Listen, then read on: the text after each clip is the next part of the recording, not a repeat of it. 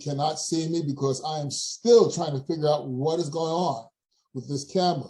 But I'm going to assume that you see the lovely vision that I see for me right now. And I'll tell you something. In this industry, I meet some of the most extraordinary people on the planet. And today's guest is no exception. Beverly D'Amico is an inspirational speaker, life coach for 8 years, specializing in grief, depression, and anxiety, adult childhood sexual abuse, as well as adult or childhood trauma that has resulted in PTSD. She's a registered nurse for 34 years and a retired Air Force officer captain. She's the owner and CEO of the Heart. She's the owner and CEO at the Heart of What Matters. From her own trauma, she's realigned herself according to how she believes her creator defines her. She believes also that a person is not defined by the events in their life and should not allow them to dictate who they are. She says that anyone can overcome trauma if they choose to. It is a lot of constant work, but it is possible. Therefore, we're going to tap into her vast wealth of knowledge, her experience. We're going to do what we can to see how we can benefit from her wisdom. Beverly D'Amico, welcome to Crush Your Mountain Personal Growth. Thank you, Henry. I am so encouraged to be here. Thank you so much for choosing me to be on your podcast. Hello, everyone. Well, it's truly amazing to have you with us. I'll tell you the truth. I'm trying to work with this camera and get everything else set.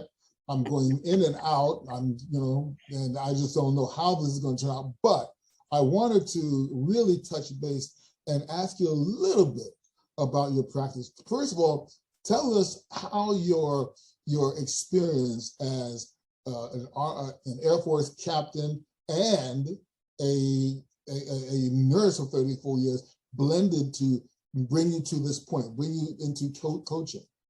Okay, thank you for asking.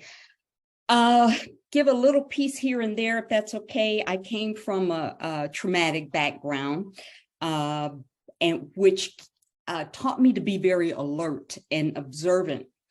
With that, I went into nursing school, learned to be a nurse, went right into women's health. A year after being a nurse, I joined the Air Force and I went in as an officer. And the time that I was in the Air Force, I observed a lot. I think the main thing, I keep thinking about this particular client that I had, or patient at the time, that's what we call them.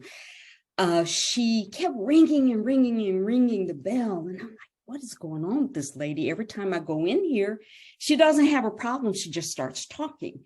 So I went in and I spoke with her and I kind of sat down and I said, okay, I will be back to talk to you, but I got some other things I need to take care of first. So give me an hour and a half. Can't remember the time I told her. And I said, I promise I will be back. So I did that. She didn't ring anymore until I came back. Well, as I sat down and I talked to her, I realized majority of what she was complaining about in this particular client was she would say that there were physical pains and things like that. But in all actuality, when I got there, that's not what she wanted. She didn't want that. She just wanted me to sit and talk to her. So what I've learned, Henry, is that when you give people the option to just express themselves and communicate their truth without a lot of judgment or interruption of questions, people, they just want to be heard and validated. I find that that's the biggest thing. So I took that piece and it always stayed with me. And I kind of observed that with other clients, how often did they call me in, when they called me in, what was it that they really wanted? And I'm very easy to, how do I say?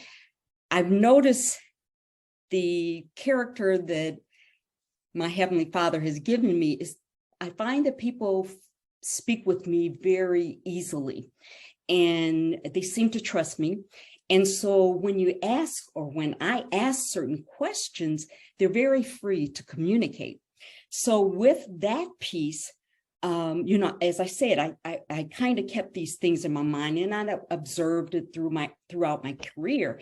Then I started noticing, once I got into more of the medical surgical area, how the emotional piece that was unresolved, in other words, unresolved grief, seemed to manifest itself in a physical disease, such as I noticed people with throat cancer.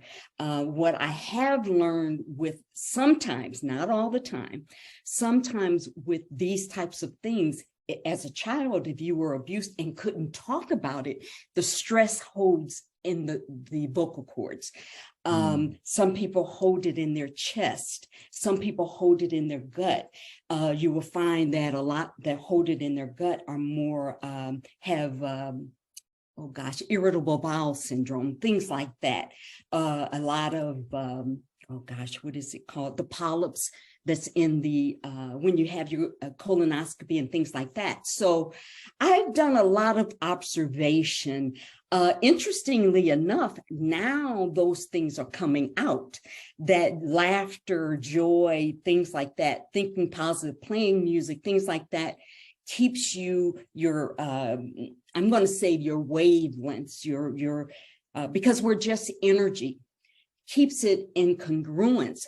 So as long as it's flowing, you can pretty much heal yourself. And of course, when you hear this, please don't take it way out of context, but I mean just basic things. If you notice, if you're unhappy, start playing happy music or things like that, you'll notice that heaviness isn't there. So with my clients, I do a lot of different things. It depends on how they present themselves. Sometimes I just have to unravel the package and then kind of, feel my way through, just kind of see where they are. All of my services, though they come in packages, they're very individualized. So I really get to know my people, have a relationship with my people, and be there for them. I'm not sure if I shared this with you, Henry. If you don't mind, I'm going to throw this out. Is that okay? Please, no, by all means. Okay. What I have found with some of my ladies that have never acknowledged that they've been sexually abused. Some people don't remember, and all of a sudden it comes to them. Some women have never verbalized it. They know it did, but they've never told anyone. And with that, what I found is when you open up that package, some people can manage it from session to session. Some people can't. And what I do, because of these situations, when I accept my clients into my program, I let them know if there is a crisis. And when I say crisis, I don't mean trying to kill yourself, things like that. That is definitely a 911 call. Sometimes people get in crisis of anxiety and confusion and just need to process. At those particular situations, I am available for them 24/7. So that is really the more unique thing that I do, other than the things that I've said, is that I will never leave you in crisis. Never. I will evaluate that. Either I can talk you through, or I will make the suggestion for you to call 911, or I call 911. That is why when I do an intake form, I get all of that information and the person I need to contact in case of an event such as that. But so far, my clients have been good. I have, they have called me in crisis, but the way we work through it is very methodical. And so not had any real serious problems. So it's been a great thing. Thank you. Yeah. Well, I would ask you this question when it comes to that. How has the coaching in itself brought the results? And before I ask you that, let me just ask you this question, or tell you this story, because I can certainly relate to the need of patients at times. So back in the day, I actually worked with worked on the psych unit years and years and years and years ago, and we had this one older lady. At a certain time at night, she would say, I've got pains, and she would tell us where these very private personal pains were. Mm-hmm, mm-hmm. And I would go in, and I'd say, well, what's the matter with this and so on? She said, oh, darling, I've got these terrible pains. And she'd tell me where the pains were. And I would put my hand on her head, very far from where the pain was supposed to be. And I just press my hand on it and rub her head. Right there. Yeah. right. Yes. Right there. Mm-hmm. Well, again, it is not so much the pain that she's experiencing, perhaps, but the need for the connection and the there you go. Release. The other thing I was going to say is there's a Dr. David Snyder, who I think is an amazing guy. I'm trying to get him on my show. He specializes also in releasing emotional pain, and it's amazing to see individuals go through the emotion of identifying where the pain is, mm-hmm. and then taking steps, visualizing that pain and literally scooping it out, so to speak. Mm-hmm. And before you know it, there is no more physical pain, mm-hmm. because they have addressed the emotional pain. Mm-hmm. Mm-hmm. Many times I work with that. So people don't realize how severe that is and how mm-hmm. true it is many times. So, there is this stress scale that oftentimes the list on this stress scale are the things that manifest pain in many cases. So I thought that it would be interesting to talk about that. That's the list of griefs by Holmes and Rahe. Mm-hmm, and mm-hmm. one of the things that caught my attention, I wanted to ask you about, is mm-hmm. it comes to change in living conditions. How can that manifest itself in terms of grief and stress, which even brings on pain? Mm-hmm, mm-hmm. Talk to us about that. I think we may have had a short conversation on this, and it is pretty interesting how it works, because grief is basically the change in a normal pattern. So it is a feeling, an emotion that you get. Most people think grief is death, but everybody in the world has had grief because everyone has had a pattern change in their lives. So quickly, I'm going to say, even children, I can remember when I graduated from high school, how lost I felt. That is also a grief, because you don't know what's going to happen next. But as far as the moving situation, I usually tell people about this. Say, for instance, you lived a normal routine existence, you hit the lottery. So in your mind, you've had this idea, if I ever hit the lottery, I'm going to get this big mansion, this 6-car garage, blah, blah, blah, blah, blah. And so you get this, this happens. And of course, you're excited, you're happy, friends, coming over, and yeah, it's just awesome. But after the dust settles, as I say, you start to miss that comfort that you had before. Yeah, maybe you only had a 1-bedroom apartment or what have you, but that same way you drove to work every day, or school, or coming out of the house and seeing your regular neighbor that you've been seeing for 10 years, that you don't see every day, anymore. Just those routine things, it causes a sadness. And most people, they kind of like disregard it and go on. But the truth of it is, we need to acknowledge it, validate it, look at it, and see what it means. Most of what I've worked with, some of the core things I work with, is to take that emotion back, because I think I shared this with you before, and I know that you know this. Emotions don't have a time limit. Emotions that you had as a child if you didn't validate them, deal with them, they come up again in your present, in your life today. Yes. It feels like it's a new event, but the feeling is the same. So that emotion is trying to find a place to land. And so we think that, well, we do get in cycles, but it's just the same old emotion that doesn't know where to land. I don't know, I kind of went off into a tangent, so I hope that's okay. No, that's perfect, because think about it, when we deal with trauma in any way, even as children, many times it sticks. And when it sticks, we may forget it in our minds. But the old saying is, there's a little book about it, the body keeps the score.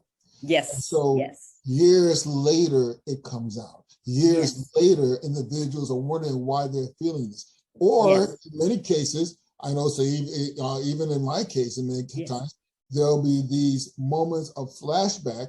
Yes. And you think about this thing that happened. Yes. And the emotions are just overwhelming. Yes. How many times I've come across individuals. I have a good friend of mine who, he's what you call a changed man, but years ago, he spent some years in prison, and the things that he saw there affect him to the point where, we'll be talking, he says, something is coming up and I'm just remembering this stuff. I have to process this right now. Yes. We have a very close friend of mine recently, of ours. She had a terrible accident, and this is the most recent thing.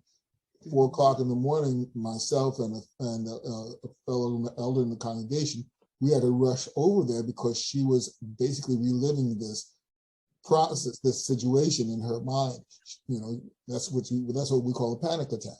So, this is when you take the time to work them through those challenges, work them through the process. Exactly. Now tell us, what techniques do you use when it comes to dealing with individuals who need to process those emotions? Yeah.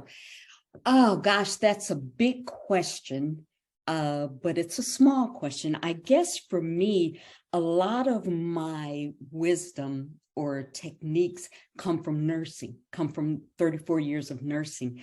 I have certifications in areas like grief, and then I have certifications in cycle breaking, because we many times are in cycles. So I definitely use those. But the first thing I do is create a relationship, a relationship of trust.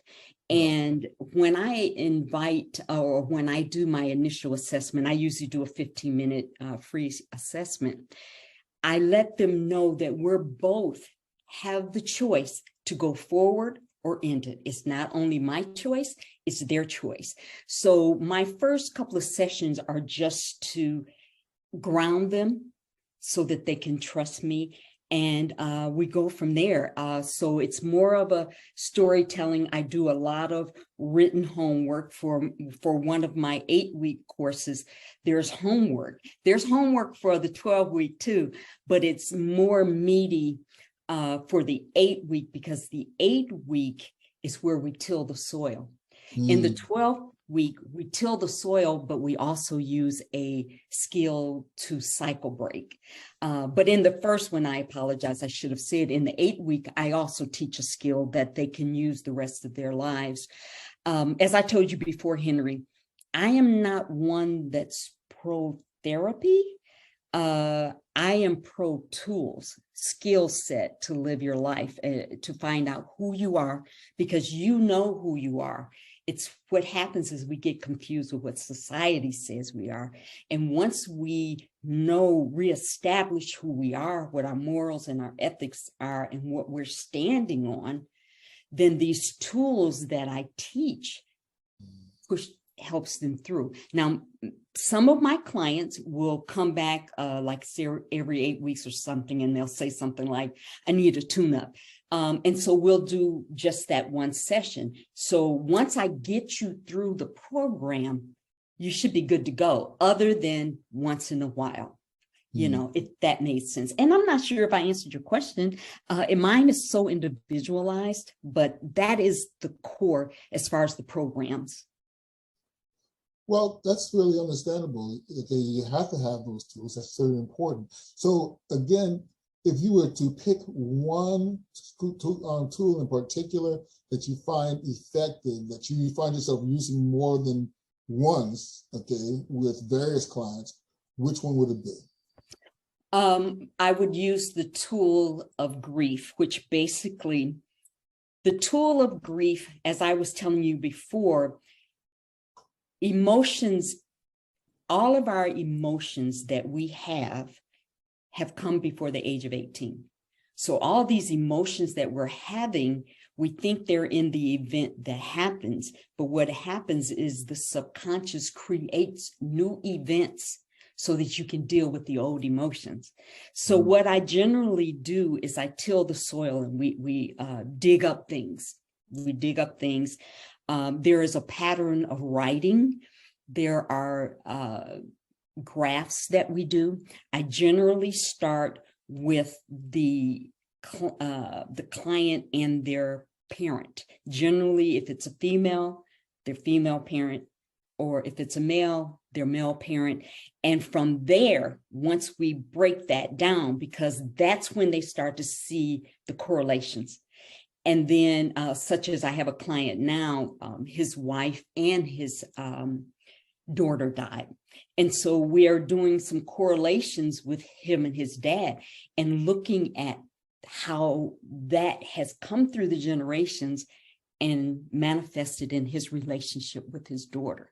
So I go way back and then I bring you up to today, but I will never leave you broken and torn. Did that help? Yeah. Well, how does that really translate in terms of how fathers and sons deal with it? In other words, is there a big difference between the issues that are unresolved between a father and son or unresolved with the mother and daughter? Well, let me clarify a little bit.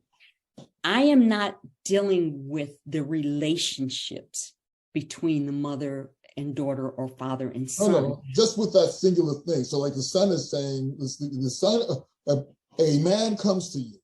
Yes. Okay. And part of the challenge is the trauma that he dealt with, however it is, with the dad. Is that different? Are there differences or nuances between that and a mother or a woman who comes to you and is now dealing with the traumas of the mother? What I found is most men are closed off. Most women are looking for someone to talk to, but that's our makeup. Men are much more covering. There are some men that will communicate easier. Most women will just tell you like it is. You know, you have to get through a woman's anger to get to the core. We have to work through the anger. With a guy, a man, what I found is that I have to create a comfort, a respect, a truth, and get on a definite business. It's more of a respect. They have to have a ability to respect me because, you know, now we're talking about society's perspective of women and these things. So generally the men that I get are ready to deal with a female. The gentleman I have now, I had to crack some shells, but the good thing about him is he wanted this. So as I cracked the shells, he would shift just that quickly, which is a beautiful thing. A lot of people don't shift that quickly. They don't want to believe they are who they are. They've made up this facade of who they are. And so when I see certain things and I bring it to them, some can accept it and some people can't. And I don't force it down their throat because as much as they can accept, that's how much they're going to get out of the program. You know, you can't make someone be ready to reveal their heart, but you can create a relationship that they will be willing to come back and work a little bit more, and a little bit more. Does that make sense? Absolutely. Now, how has your experience as a captain helped you with that? Wow. Now, that is very powerful. What I found as a captain, while in the Air Force, I did a lot of hospital supervisoring, at night, being over the hospital and having to have my hand in a little bit of anything and everything, emergency room and throughout the hospital. So it has grown my confidence, my character. I'm able to communicate pretty clearly and matter-of-factly, but with kindness. Because of that position, I've been exposed to a lot more possibilities. But then if you take all that information and move it into life coaching, it's more of seeing things, examining things. It's really a nursing skill of assessment and being able to pull things out of people when they don't know that it's being drawn out.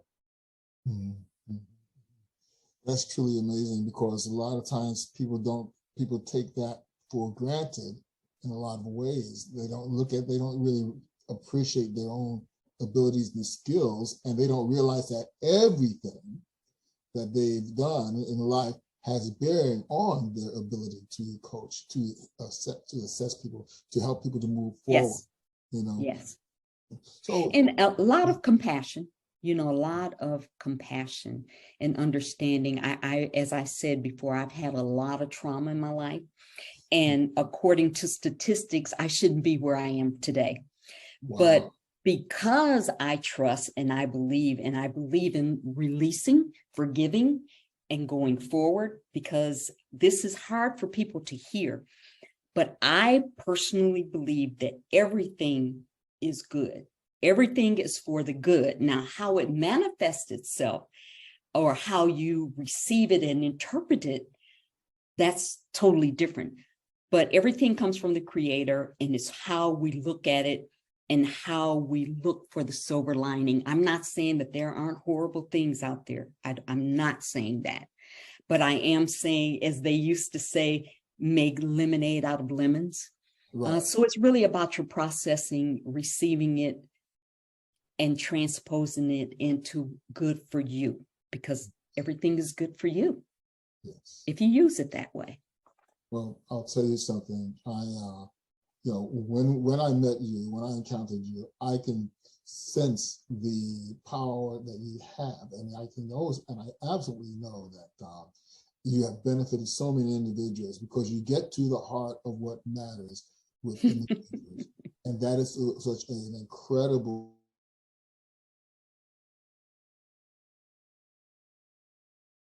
I'm not sure. Did I lose you? Are you still here?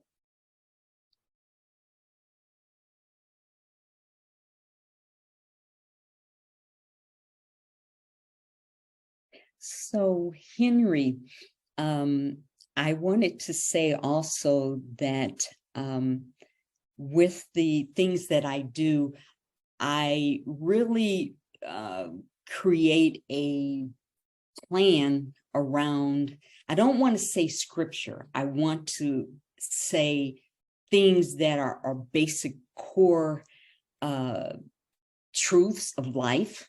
And so I created around that. Oops, I'm sorry. I guess I still am live. I thought we were gone. Anyway, I just continue to, I create the giving back according to what I believe the scriptures say, that I should be able to give back to my fellow man, because we have separated. And the truth is, instead of running away and protecting ourselves, we need to learn to communicate and bring it together, because the truth of it is we're all going through the same things. It just looks different because it's us going through it. When we look at someone else going through it, we see it a certain way and like, oh, they could have did this, they could have did that. But when we go through it, we have a lot of empathy for ourselves. So I found with the way that I present things or work through things, it has a lot to do with forgiving, a lot of forgiveness, not necessarily for a perpetrator. The forgiveness is for the self and that little girl or that little boy that lies within you. So looks like Henry is calling me on the phone. So let's see if I can answer. Hey, Henry. Hey, guess what? Guess what? Do you want me to close out? Because we're still recording and it's still live. Okay, well, that's a good thing. I'm gonna put this up again. And I was just giving them a quick little synopsis. Hey, there you are. I was just giving them a quick little synopsis of the basis of my let me get you off so that we don't have any back. I hear you. Okay, I want to hang. Okay, did you hang up? Okay, now, okay.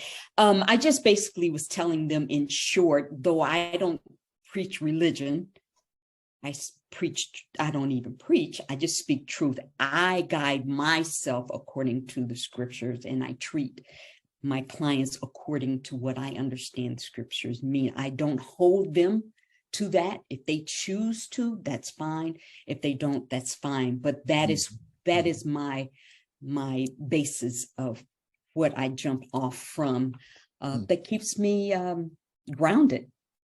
Well, I'll tell you what, you know what, with all of our technical difficulties, which actually was not as bad as last week. Okay. But with all of that, we really were able to glean so much from your wisdom, and I'm grateful to have this connection and to share with not just folks on our Facebook page, but folks out in the ethosphere, because this, as you know, is going to be going out to Spotify and Apple and all those good places. So yes, we want people to avail themselves of your ability.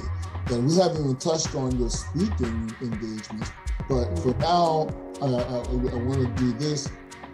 Beverly, you're an amazing person. You've have an incredible wealth of knowledge.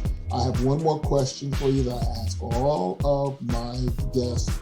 Beverly D'Amico, what does it mean for you to crush your mountain? To crush my mountain is to live my life to the fullest and not allow events in my life to dictate who I am, because those were events that have nothing to do with me as the character that God created me to be.